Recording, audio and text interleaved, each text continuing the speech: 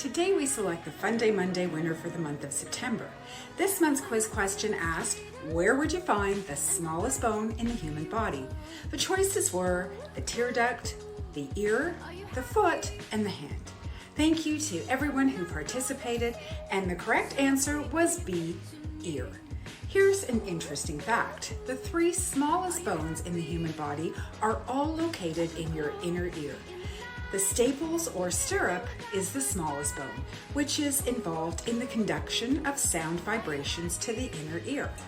Now let's select the winner. I've got all the names in my handy dandy bowl, and we're going to reach and select one, and it is John and Tina Caledon. So congratulations, John and Tina. I will be reaching out to you with your $25 gift card to Amazon just in time for weekend shopping. If you have any friends or family who would like to get in on all the fun, just let me know and I'll make sure to add them to our FunDay Monday mailings, or you can simply just forward them your email. Have a wonderful weekend, everyone.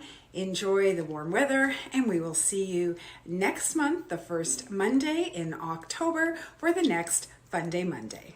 Bye for now.